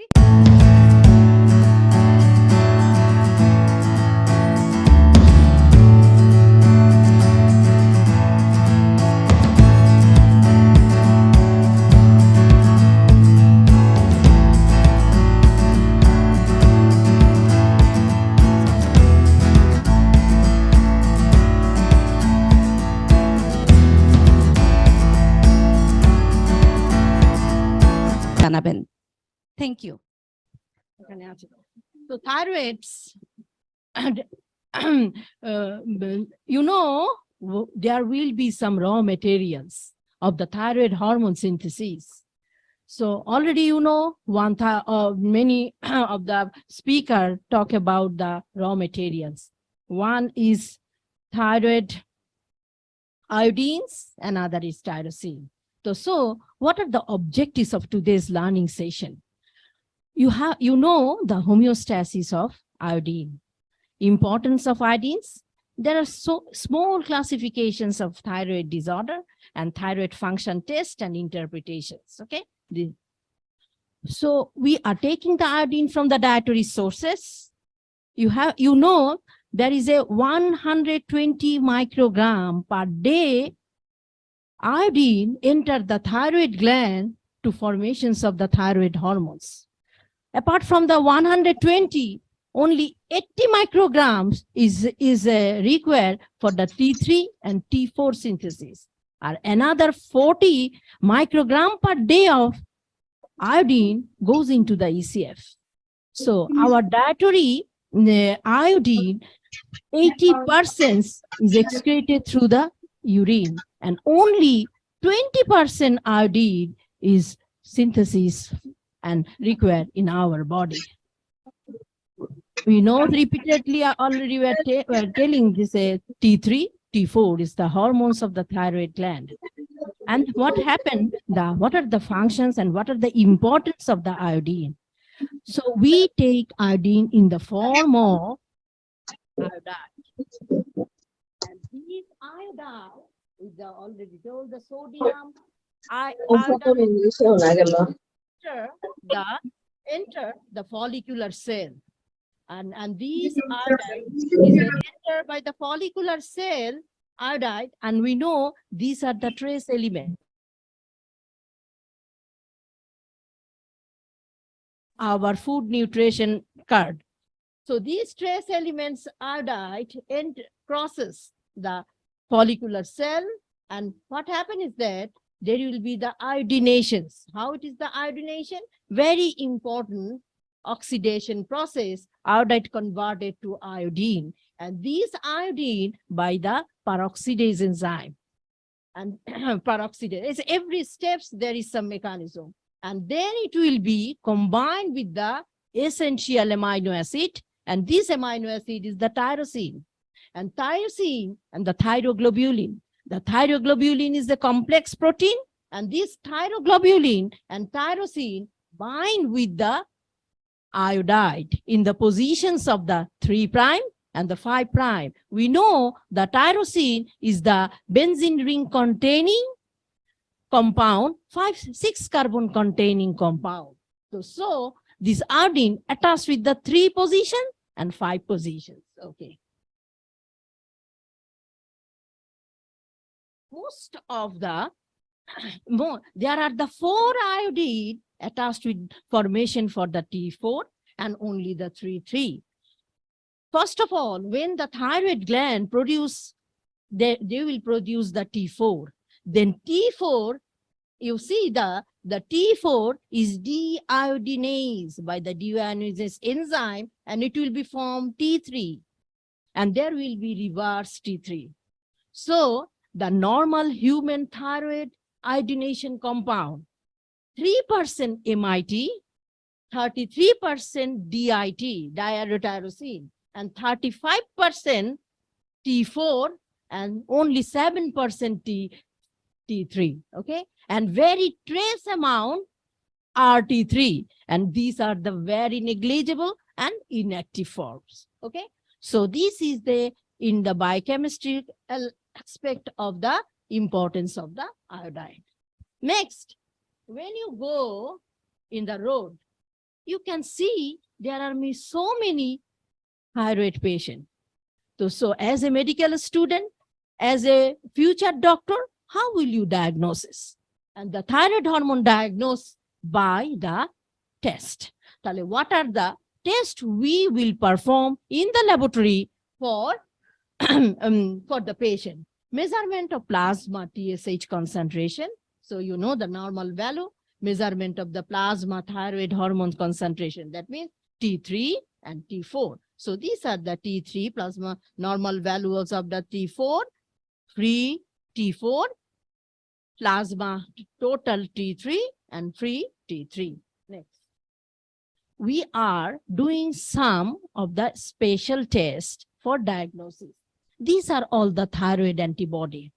So when you go to the 3rd year, 4th year, and 5th year, you learn more about the thyroid antibody. I just to know you just to know the only name thyroid peroxidase antibody, anti-thyroglobulin antibody, thyroid stimulating receptor blocking antibody. These are the frequently we are doing in the laboratory.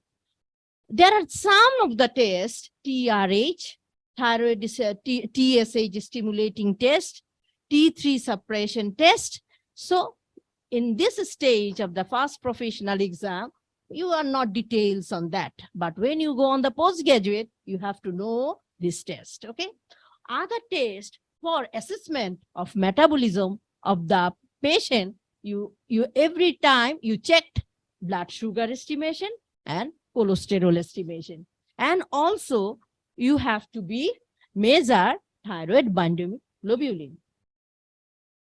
For assessments of the thyroid problem itself, it is the other or within the thyroid gland, we are doing some very common test, radioactive iodine uptake test. And and there are some imaging tests. So I just tell these things and you will be know on details on future. There may be the UST, ultrasound, MRI, CT scan of thyroid gland. Another test, this is called fine needle aspiration biopsy from the thyroid gland if there will be the cancer or thyroid tumor.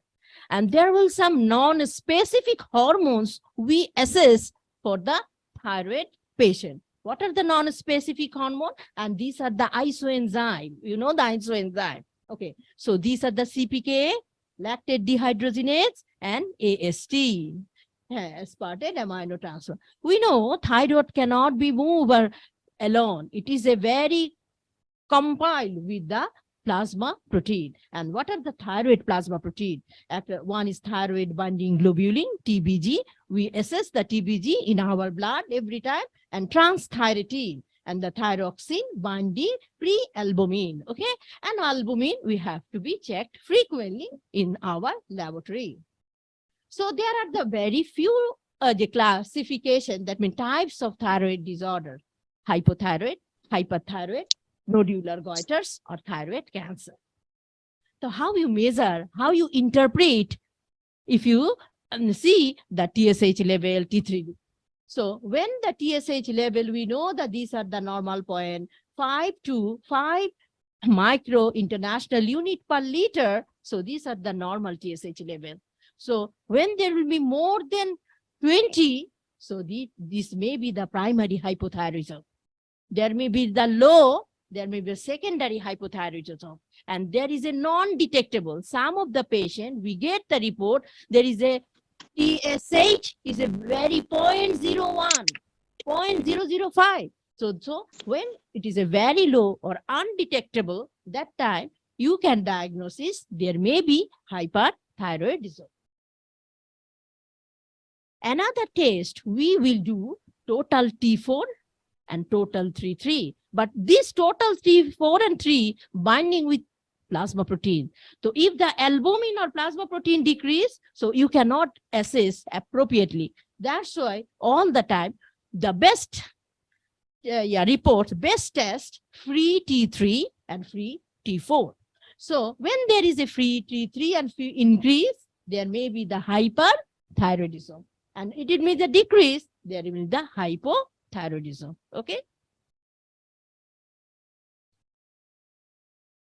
Nowadays, frequently we are doing one test. This is the radioactive iodine uptake test. What is the radioactive? And these patient, these tests mainly we do for the diagnosis of the hyperthyroidism, hyperthyroid patient. What we will do? We will give iodine 131 or iodine 123 tablet to the diagnosed thyroid patient. Then we will assess in a specific time period. Then we placing a device by the gamma probe, and we will see the scanning. It is the scanning test. Okay, it is the scanning test. What are the interpretations of that? Sometimes we see after taking the iodine, there will be within the 4 to 6 hours, 5 to 15% uptake. So functions of the thyroid gland to uptake the iodine. So, and if this feature you will get, there will be the euthyroid. If the more than 35% of iodine, more than 35% iodine will uptake within the 24 hours, there will be the hyperthyroid. And there will be not increase, there will be the primary hypothyroidism. So by using the iodine uptake, we can diagnose the thyroid disorders. Very nice. So these are the just few. Therefore, there will be some low scanning, high, and concentration. When you see the concentration, you can be diagnosed easily. Okay. Now, very shortly, for the assessment, so how you diagnose? So you are feel this is a hypothyroid patient. When it is the hypothyroid, you measure the PSA.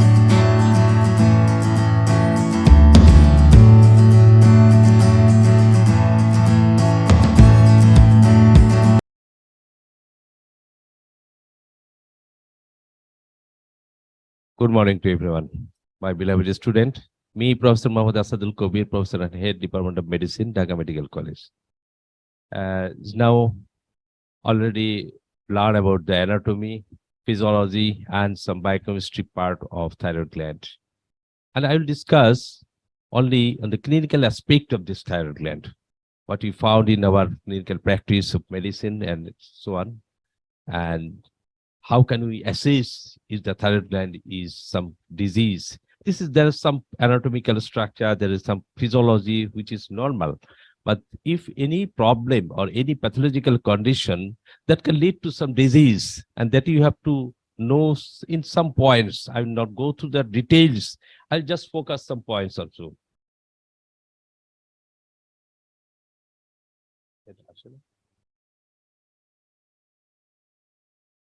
Right, Ashwin?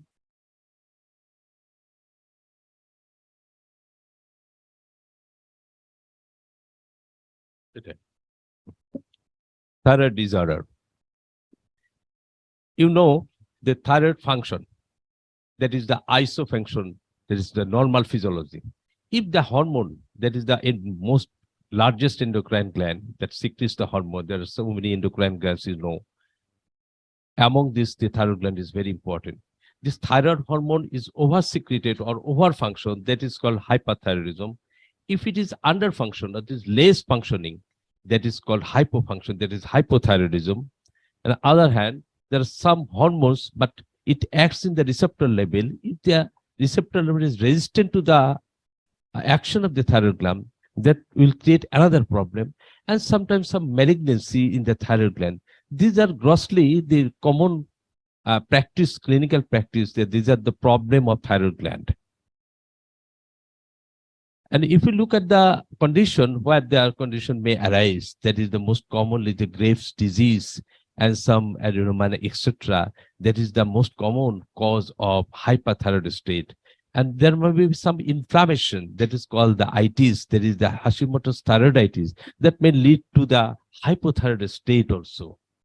And in some points, there are some malignancy, there is follicular carcinoma or the papillary carcinoma that may lead to any condition.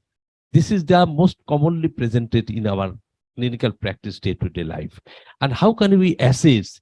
If you look at this picture, you see there is an enlargement of the thyroid gland over the neck, anterior aspect of the neck. That is most commonly we found, this is called goiter. That is the anatomical structure, you know, what the anterior aspect of the thyroid neck. This is the thyroid gland enlargement. It may be symmetrical, or it may be more in the right, more in the left, asymmetrical. There is some nodular form, diffusely enlarged, and there are so many types. But if you look at this, you should assess there are some problems in the thyroid gland. Where it is more commonly found, this is the north part of our country is most commonly this type of thyroid enlargement is most common, but it is globally as well as throughout the whole Bangladesh, it is available. You can find it. Definitely, you see this like this. আমার তো মনে হয় যে তোমরা এই ধরনের patient দেখছো, রাস্তাঘাটে অনেক সময় দেখা যায়, তাই না? দেখা যায় না যে এরকম একটা জিনিস। তার মানে being a student of medical first year, you can know that যে এটা একটা থাইরয়েড গ্ল্যান্ডের একটা সমস্যা আছে। সমস্যাটা যে কারণেই হোক, সেই ডিজিজ গুলো আমরা আস্তে আস্তে পরে যতটুকু পারি জানবো। এই ধরনের একটা পেশেন্ট দেখলে আমরা স্বাভাবিকভাবে বলে যে আমার এটা কি করতে পারে, বলতে পারবা যে হ্যাঁ আমার medical college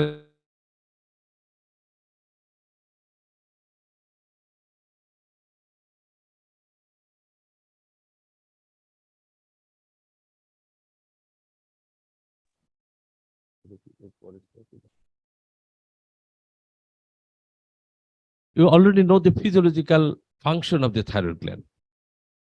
That is head to toe, যে ম্যাডাম যেটা ভুলে গেলেন যে হরমোন একদম মাথা থেকে পা পর্যন্ত, তার মানে ব্রেনে এটার কিছু অ্যাকশন আছে। যদি হাইপোথাইরয়েড স্টেট হয় তাহলে সেই function of the over the brain will be decrease, that patient lack of concentration, patient বলবে আমি পড়াশোনা করতে গেলে হয় না, আমার ঘুম লাগে। পেশেন্টের এই আরেকটা খুব ইম্পর্টেন্ট জিনিস যে ফিজিওলজিক্যালি এটা একটা ক্যাটাবলিক হরমোন, মানে দ্যাট ইজ যে যত সিক্রেশন হবে তত ক্যাটাবলিজম বাড়বে। যে যদি হাইপো ফাংশন হয় তাহলে তো সে ওয়েট গেইন করবে। মানে ফিজিওলজি থেকে কিন্তু আমরা সিমটমস গুলো বের করতে পারি যে তার হাইপো ফাংশন হলো না হাইপার ফাংশন হলো। যদি হাইপো ফাংশন হয় that the patient is in hypothyroid state, that is hypothyroidism. তাহলে weight gain is an important one. Lack of concentration, এবং পেশেন্ট বলবে এবং খুব স্লিপিনেস হচ্ছে এবং ঘুমাইতে ভালো লাগে, কাজ করতে ভালো লাগে না, তার জিআইটি মুভমেন্ট কম, সে খেতেও চাবে না, কিন্তু সে মোটা হয়ে যাবে, তাই না? তোমরা ওর দিকে তাকাচ্ছ, আমি বুঝতে পারছি আর কি। ও হাইপোথাইরয়েড না, ও খুব অ্যাক্টিভ আছে। ওকে ওকে টিচ করার দরকার নাই। ওকে, তাহলে আমার পেশেন্ট কনস্টিপেশনও বলতে পারে। তো পেশেন্টের যদি হার্টের অ্যাকশন, ম্যাডাম যেটা বলে গেলেন যে এটা যদি ওভার ফাংশন হয় তাহলে সেটা প্যালপিটেশন করবে, এবং যদি আন্ডার ফাংশন হয় তাহলে তার রেটটা কমে যাবে। রেট কমে যাওয়াটা তো তোমরা জানো, যেটাকে বলা হয় ব্র্যাডিকার্ডিয়া, তাই না? কাজেই এই পেশেন্ট গুলা নিয়ে আমরা যদি দেখি যে একটা থাইরয়েডের ওরকম একটা চাকা নিয়ে আসছে বড় নেকে, আমরা কিন্তু একটা পালস দেখবো, তার সাথে একটু কথা বলবো, সে কিভাবে কথা বলে, স্লো, তার কি ঘুম বেশি লাগে, তার ওজন বেড়ে যাচ্ছে কিনা, সেই হিসাবে কিন্তু আমরা থাইরয়েড স্ট্যাটাসটাকে অ্যাসেস করতে পারবো যে in what status the thyroid gland is now. তাহলে আমরা বুঝতে পারবো যে হাইপোথাইরয়েড আছে। এবং আমরা কিছু কিছু এক্সামিনেশন করি, যেটা আমরা ক্লিনিক্যাল প্র্যাকটিসে জার্কস দেখি বা আদার্স জিনিস দেখি, সেটা আমরা পরে, এটা আমাদের মনে হয় যে এই মুহূর্তের জন্য তোমাদের এই সিমটমস গুলো যদি বুঝতে পারো যে this are the status like this, যে ব্র্যাডিকার্ডিয়া হচ্ছে, তার ওজন বেড়ে যাচ্ছে, সে খায় না কিন্তু তার ওয়েট গেইন করতেছে, কাজ করতে চায় না, খালি ঘুমায় থাকে, ঠিক আছে? At the same time, if you look at the hyperthyroid, that is called the over function of the thyroid hormone. That is, যে যদি এখান থেকে হরমোন সিক্রেশন বেশি হয় তাহলে সেটাকে আমরা বলবো যে থাইরয়েড গ্ল্যান্ডের ফাংশন যখন বেশি হয় সেটা হাইপারথাইরয়েড। এবং যে টক্সিকোসিস, কিছু কিছু ফিচার থাকে যেটা টক্সিকোসিস বলি, সেটা হচ্ছে হরমোনের ওভার ফাংশন হয়ে গেলে, যদি হরমোন সিক্রেট হয়ে রিসেপ্টর লেভেলে যদি বেশি কাজ করে, সেইখানে যদি বেশি কাজ হয় তাহলে আবার এই সেই ফিজিওলজি নর্মাল চলে যায়। তাহলে এইখানে পেশেন্ট কি হবে, একটু অ্যাংশাস লুকিং হবে, পেশেন্ট তাকায় থাকবে, যে আমার দিকে তাকায় বলবে যে আমি মানে খুব স্টারি লুক, এবং তাকায় দেখা যায় যে সে একটা ভয়ঙ্কর লুকে তাকায় আছে এবং অ্যাংশাস। তার পালস রেট কেমন হবে, বেশি হবে। তার ওয়েটটা কি হবে, ক্যাটাবলিক হরমোন, বেশি হরমোন আসতেছে, লস ওয়েট হবে। সে কিন্তু খাবেও বেশি, কারণ তার কিছুক্ষণ পর পর মেটাবলিজম বেড়ে যাচ্ছে, তাহলে সে খেতে থাকবে কিন্তু ওজন কমতে থাকবে।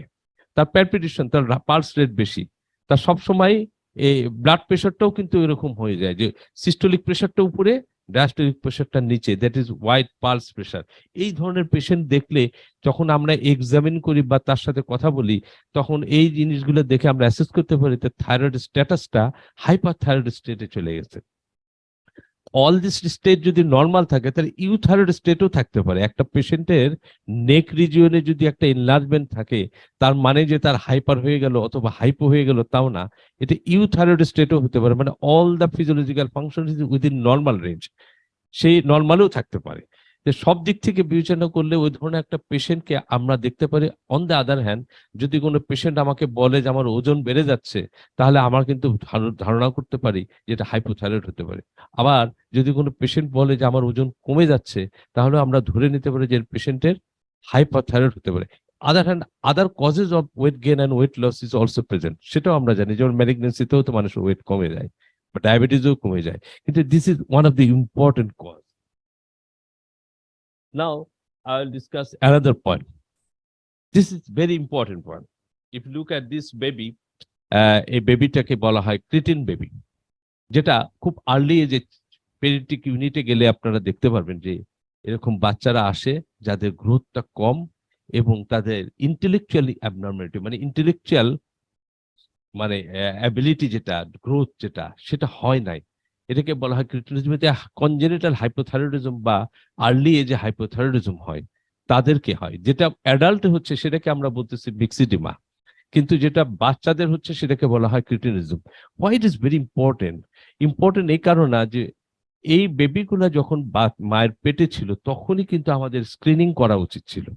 That is important one. আমি জাস্ট অ্যাপ্লাইড ফর্মা বলতে চাই যে যারা প্রেগনেন্ট হন তাদেরকে কিন্তু এখন গাইনোকোলজিস্টরা সবসময় দেখবেন যে একটা টিএইচএস লেভেল করে। এই করার কারণটা হচ্ছে যে ম্যাটারনাল থাইরয়েড স্ট্যাটাসটা দেখলে তার বাচ্চার ডেভেলপমেন্টের ব্যাপারটা বোঝা যাবে। স্পেশালি এই বেবিগুলা যদি জন্মায় তাহলে আমাদের জন্য একটা সোশ্যাল বার্ডেন হতে পারে। তো what is the difference between this two?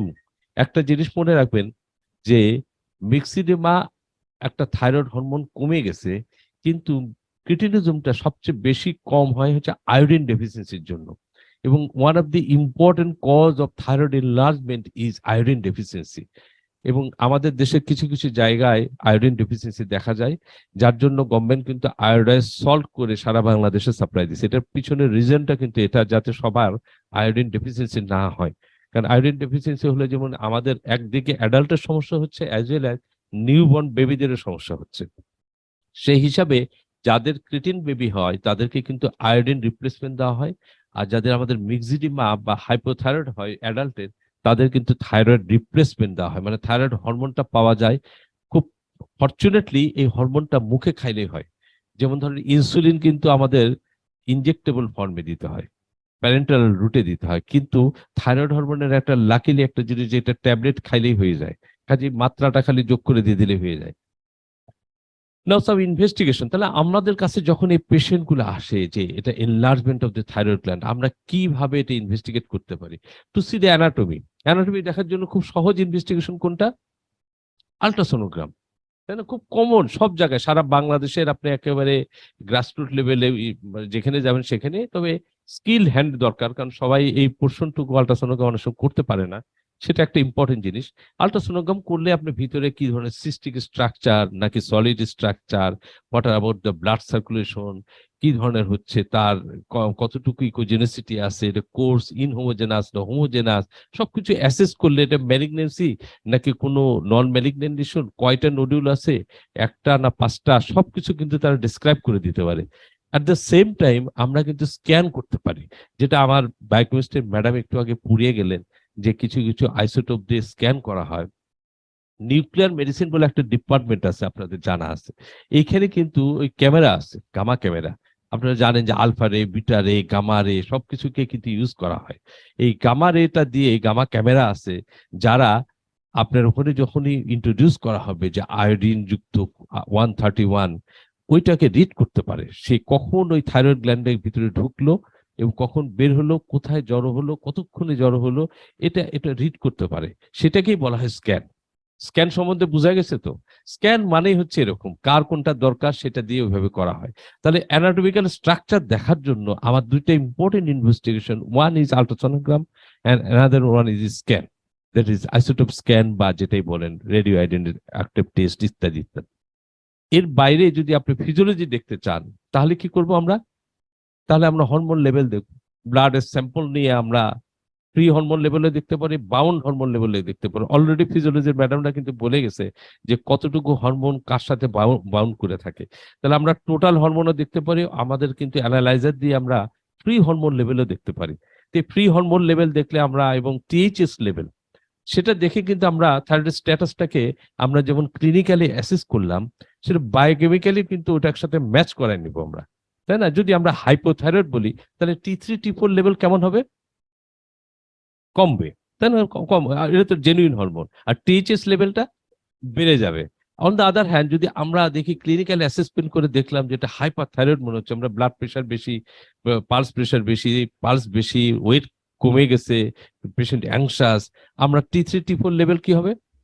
অনেক বেশি হবে, এবং টিএইচএস লেভেলটা কম হবে। তার মানে আমরা ক্লিনিক্যালটাকে বায়োকেমিক্যাল প্যারামিটার দিয়ে ম্যাচ করে আমরা বলি যে this is hyper or hypothyroid state.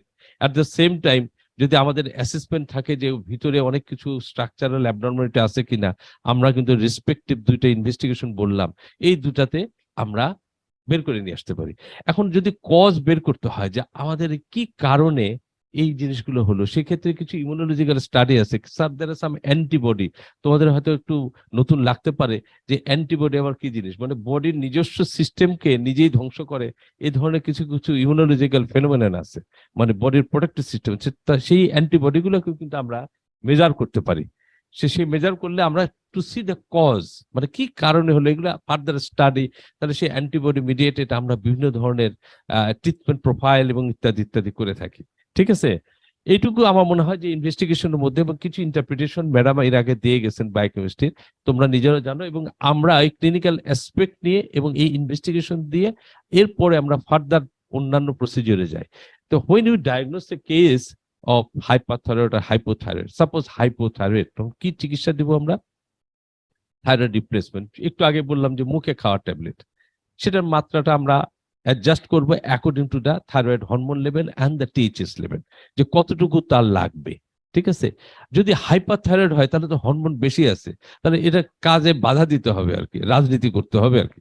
ঠিক আছে, না বাধা দিলে হবে না তো। তো সেই পলিটিক্স করার জন্য কিছু কিছু ওষুধ আছে, ও অ্যাকশনটাকে ব্লক করে দেয়। তার মানে there are some blocker that will block the action of the thyroid gland, সেটাতে আমরা দিয়ে তারপর ফার্দার ম্যানেজমেন্ট, আরো ওই যে যেটা বললাম যে বিভিন্ন লেভেলে বিভিন্ন ধরনের কজ বের করে সেই হিসাবে আমাদের চিকিৎসাটা দিতে হয়। এগুলো তোমরা পরে আস্তে আস্তে আরো শিখবা। আর লাস্টলি একটা জিনিস হচ্ছে যে surgical management.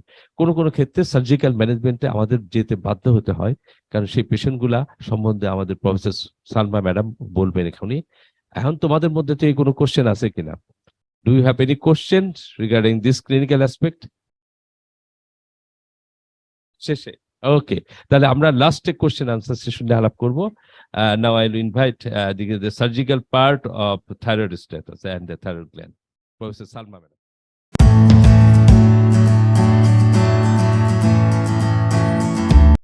Okay, thank you.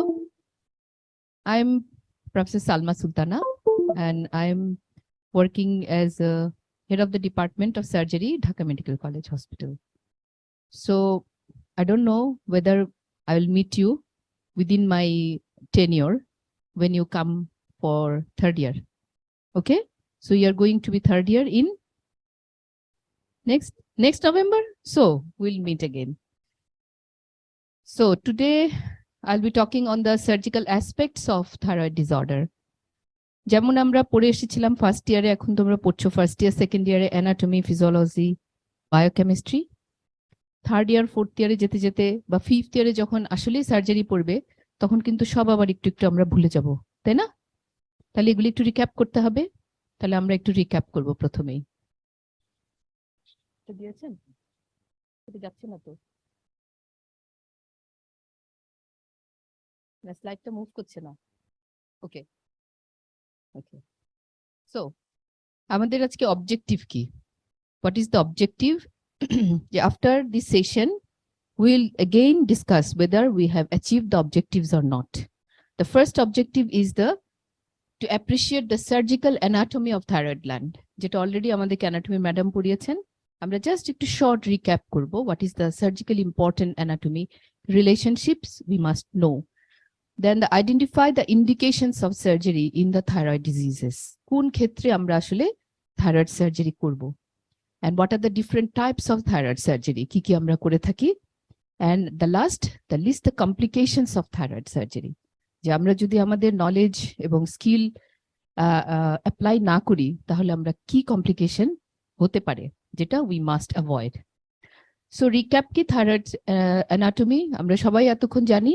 It's a largest endocrine gland in front of the neck, closely related to the trachea. And also trachea পিছনে কি আছে? ইসোফেগাস আছে, ক্লোজলি রিলেটেড টু। এবং খুব ইম্পর্টেন্ট হচ্ছে থাইরয়েডের যে লোবগুলো আছে তার সাথে আরো একটা এন্ডোক্রাইন গ্ল্যান্ড আছে, that is the parathyroid gland. Very good, এতটুকু মনে রাখবো। তার সাথে আমাদের মনে রাখতে হবে ইম্পর্টেন্টলি, এটা এখানে আসে না, এই পয়েন্টারটা ওই ইয়েতে আসে না, না?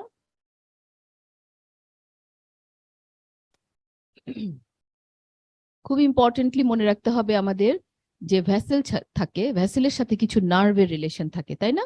ম্যাডাম খুব সুন্দরভাবে আমাদেরকে বলেছেন যে সুপিরিয়র থাইরয়েড আর্টারির সাথে আমাদের থাকে superior laryngeal nerve, inferior thyroid artery এবং মিডল থাইরয়েড ভেইনের খুব ক্লোজ রিলেশনে থাকে রিকারেন্ট ল্যারেঞ্জিয়াল নার্ভ, এবং থাইরয়েড গ্ল্যান্ডের পোস্টেরিয়রলি থাকে দুই পাশে চারটা প্যারাথাইরয়েড গ্ল্যান্ড। এবং খুবই importantly, the thyroid gland is very closely related to the trachea and the esophagus.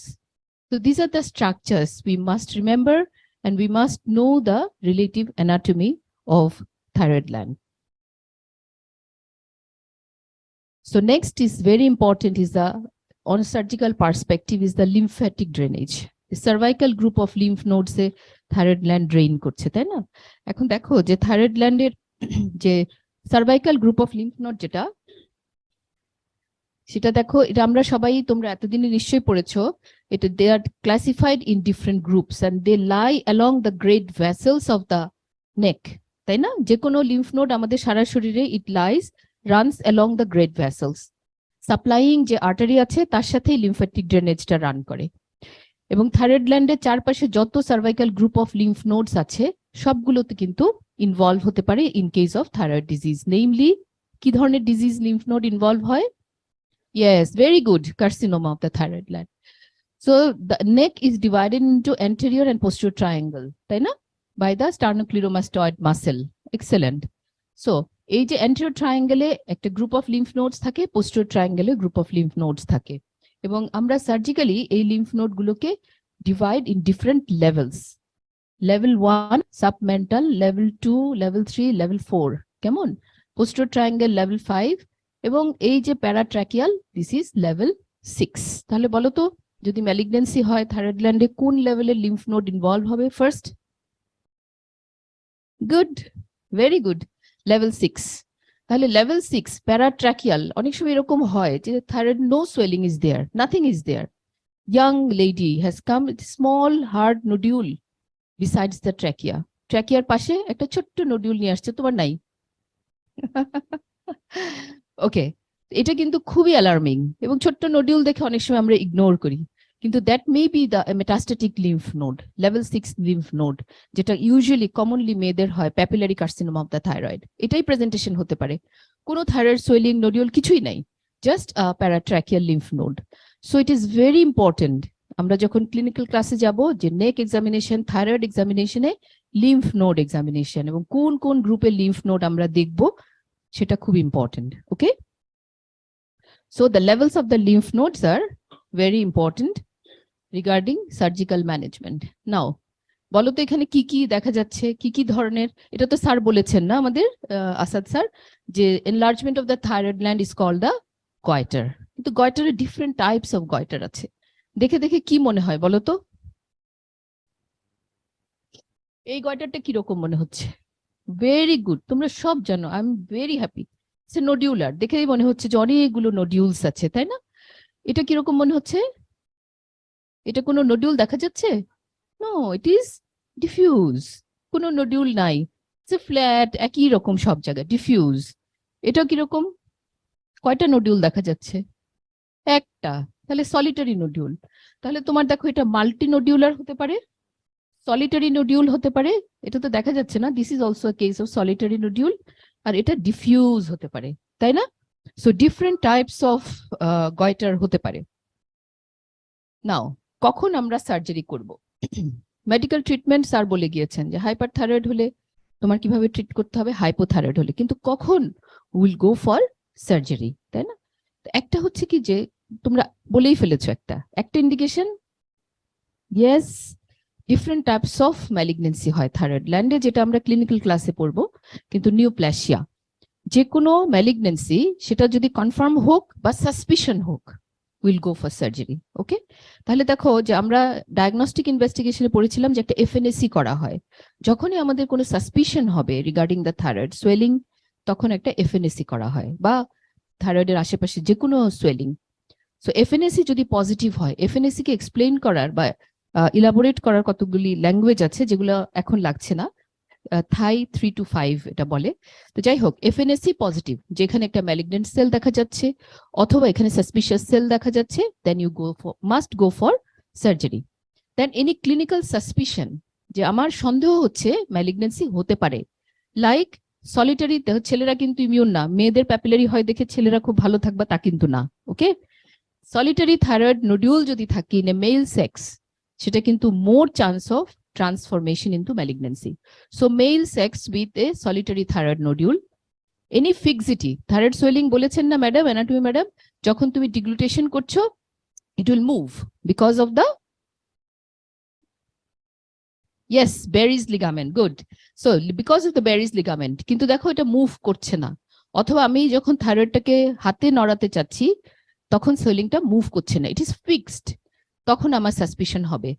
আবার কি হতে পারে, আমরা অ্যানাটমিতে দেখেছি না, ক্লোজ ভিসিনিটিতে রিকারেন্ট ল্যারিঞ্জিয়াল নার্ভস আছে, যদি নার্ভ প্যারালাইসিস হয়, রিকারেন্ট ল্যারিঞ্জিয়াল নার্ভের কাজ কি বলতো, it supplies the vocal cord supply করে, তাহলে ভোকাল কর্ডের জন্য আমরা কথা বলতে পারি ক্লিয়ারলি। যদি দেখা যায় যে হোর্সনেস অফ দ্য ভয়েস হয়ে যাচ্ছে, ভয়েস চেঞ্জ হয়ে যাচ্ছে, this is also N indication for thyroid surgery. যদি তোমার নেকে লিম্ফ্যাডিনো, থাইরয়েড সোয়েলিং আছে তার সাথে লিম্ফ্যাডিনোপ্যাথি ডেভেলপ করেছে পেশেন্ট, ওকে,